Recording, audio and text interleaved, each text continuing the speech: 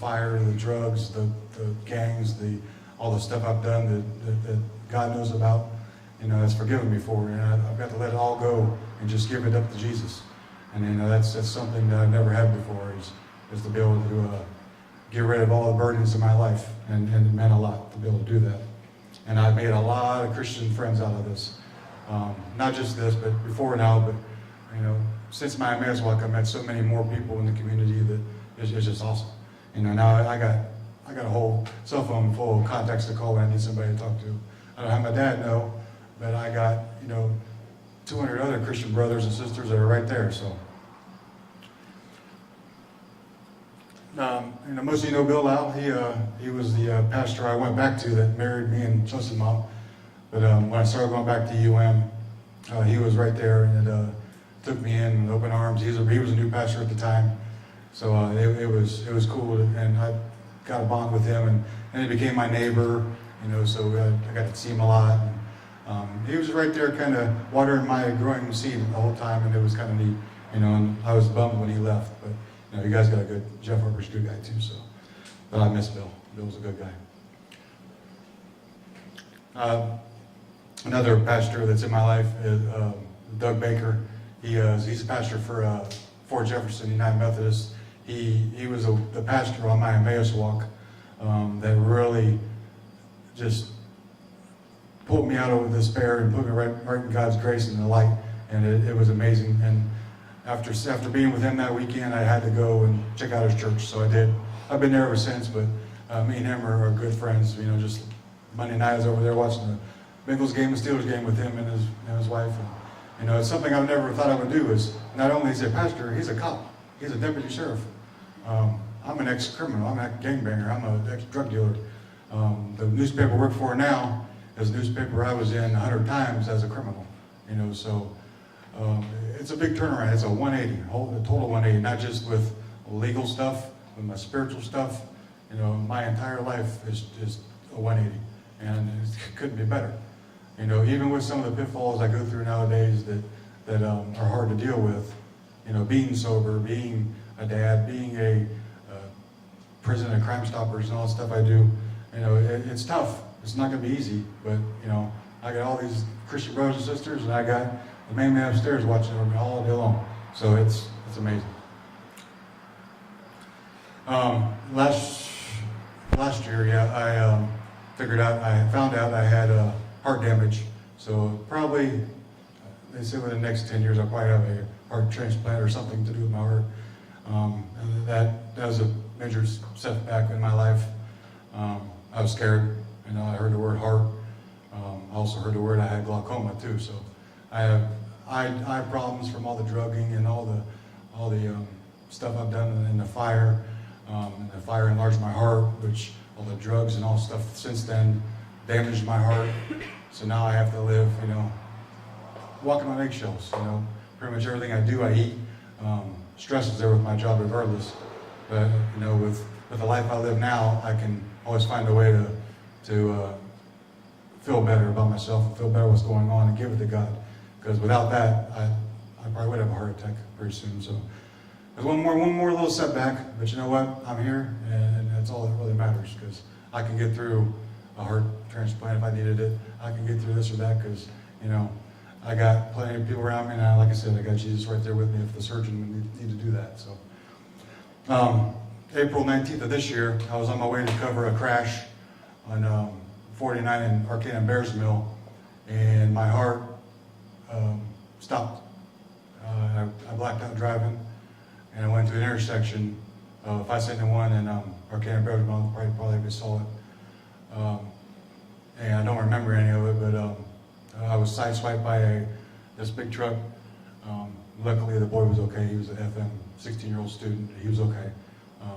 But I woke up 2 days later in Miami Valley, not knowing what happened. And that was pretty scary. I had no idea. I don't even remember leaving Greenville that day. I knew somebody said I didn't look right, and I knew I was having heart pains. I wasn't listening to God. I needed to go see a cardiologist, and I just wasn't doing it. So I once again got a rude awakening. And luckily I'm here standing here talking to you guys. And also the side you see right here, that would have been where my daughter sat an hour later. And when I went out to see my car, there's nothing left of her side. It's all gone. That whole side's caved into my side. So she would have been not so lucky as me. That's 100% sure. So thank God it wasn't 3:30 and it was 2:30 when this happened, because she would have been sitting right there. So I was airlifted to Miami Valley. That was my second time in a helicopter that I don't remember. So not a fun ride, but me in the ICU, my daughter got to come in and put her dog on me and pray with me. And even though I wasn't awake, she was right there, and I was told that she went through everybody in the waiting room in the ICU and saying, "My daddy's gonna be okay. Jesus is in there with him." And she was the only one that believed that. The only one that was calm, So I'm putting that same seed in my daughter, like my grandfather, my mom, my dad did with me. So hopefully you guys, I know you guys all got seeds planted in you, and I know they're growing, a lot of them. So you guys got a lot of good people around you, and a lot of good families, and a great church to be a part of. So it's a great thing to have Jesus with you. This is the EUM men's group. They came, saw me a couple of times while I was in Miami Valley, and saw me while I was in the rehab center. Most of the guys I don't really know them. A few of them I know really well, like John back there, and Don Smith, and a couple guys like that. A lot of them I don't really know them really good, but they came in there, prayed with me and prayed over me, and not just them.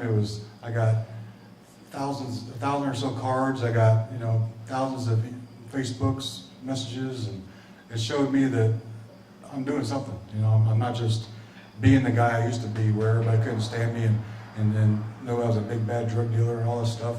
I'm not that anymore. I am totally somebody that's trying to be positive and show positive ways. And if I can, anything I can do, God works through me as much as I let Him. I'm wide open to Him. I called Marty yesterday, and he said, "Oh, by the way, can you speak tomorrow?" I said, "Yeah," because that's God asking me to do something. And I'm not going to say no. And I got to go back and meet my new guardian angel, which is Angie Deere. She was an RN nurse of CareFlight. She's the one that worked on me that day, and she pulled these wings right here off of her uniform and gave to me. The one she wore while she would help save my life. She's a very Christian woman, and the guy that was with her also, that I guess I punched him. I don't remember all this stuff. But, he came at me too, and he said, "I will forgive you because I know you weren't in the right mind." But to go back and just talk to them and see them and to see her, hear her kind of fill in the gaps of that day, she couldn't believe I was walking, couldn't believe I was alive. So I got to actually go back and show her and thank her. And I was amazed to see that she was such a Christian woman over all this too. So I not just had good medical staff, I had good Christian medical staff. I had, there was a couple rescue squad guys that I've been on the Emmaus with, that were there at that same scene working on me. They're all Christian men. It was amazing how many Christians that were there that day. God's working with them to help save my life.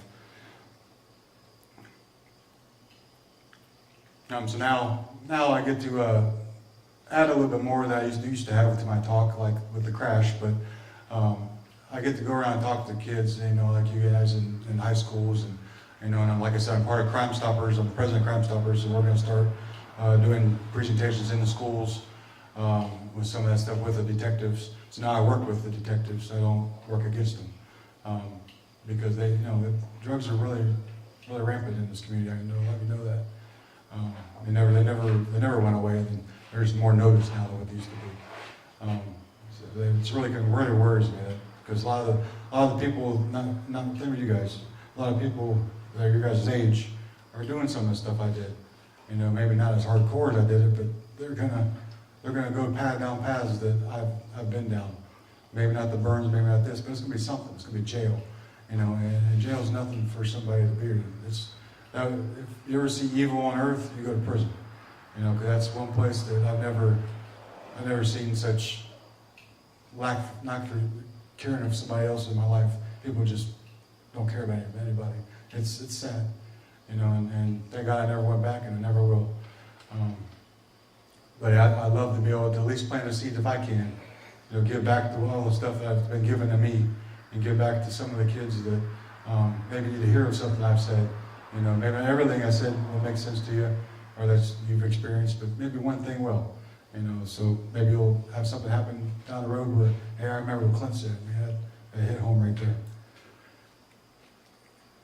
And so now, me and my daughter get to have fun and goof around, and you know, but it's always about Jesus with me and her. You know, and she said her prayers every night, and I make sure that seeds really planted hard in her heart and in her mind, because she knows. Because, like I said, after that hospital thing that I heard what she said, I know I'm doing okay with her. You know, I was worried about everything. That's the way I am, but I'm a dad. But I know I'm doing all right with her, and we have a lot of fun together. Because, like, you know, I watch in church, and I watch her pray. You know, and I know she's all into it. She's not worried about or ashamed about anybody sees or says. She'll go out to a restaurant, everybody watching, she'll pray and doesn't care. You know, that's what I want to see. I want to see her living for Jesus. You know, that's what she does. So that makes me know I'm doing my job as a dad. Well, that's my story, guys. So, you guys got any questions? This is me when I was in the Columbus Dispatch and Cleveland Plain Dealer newspaper.